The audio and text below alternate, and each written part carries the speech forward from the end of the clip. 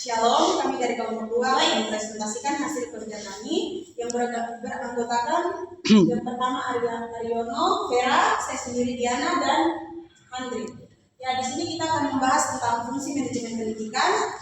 Di sini kita akan membahas tentang fungsi pengorganisasian, di mana fungsi pengorganisasian itu adalah fungsi organisasi dalam manajemen pendidikan adalah proses pengorganisasian sumber daya yang ada di dalam lembaga pendidikan agar dapat berfungsi secara efektif dan efisien serta mencapai tujuan yang telah ditetapkan.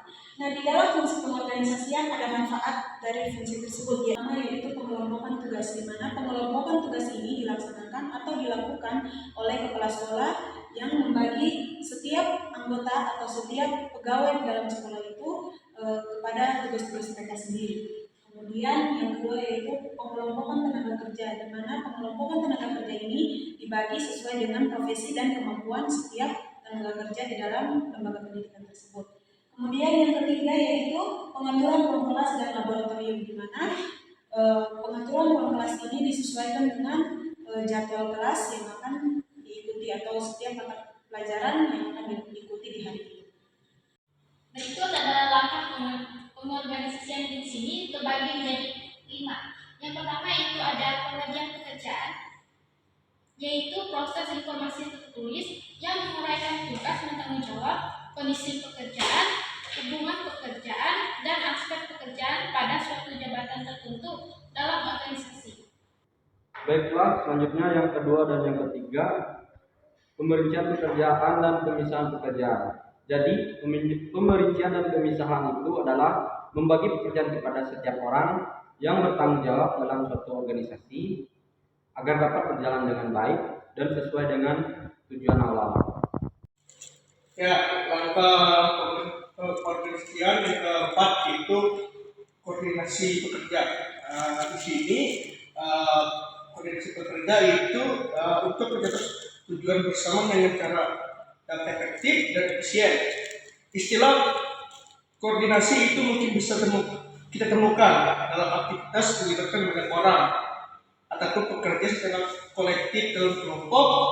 Itu karena sebuah organisasi harus memiliki koordinasi yang baik. Nah, kita ambil contoh itu berupa kayak kita guru di SMA seperti itu. Guru di SMA itu tentu memiliki tujuan cara dia mengajar supaya tujuan itu bisa tercapai dengan cara efektif dan efisien. Seperti itu tuh dalam konteksnya kita berbicara di lingkungan sekolah itu tuh sebagai guru.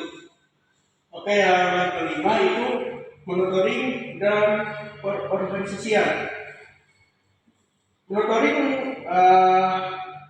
adalah proses pengumpulan dan analisis informasi berdasarkan indikator yang sudah ditetapkan mengenai kegiatan program atau kegiatan sekolah sehingga dapat dilakukan tindakan koreksi untuk menyempurnakan program atau kegiatan sekolah selanjutnya. Nah, di sini ada 5 cara meningkatkan kompetensi profesional guru di sekolah. Yang pertama itu melanjutkan pendidikan ke jenjang lebih tinggi. Itu yang pertama. Yang kedua, aktif mengikuti kegiatan kelompok kerja guru dan komunitas guru. Itu yang kedua. Yang ketiga, mengikuti pelatihan yang mendukung kualitas pembelajaran. Itu yang ketiga. Yang keempat, banyak membaca. Yang keempat. Yang kelima adalah membuat karya tulis. Itu tadi monitoring dan reorganisasi dalam konteks guru. Sekian yang saya sampaikan, kurang lebihnya saya ucapkan terima kasih. Yesus memberkati.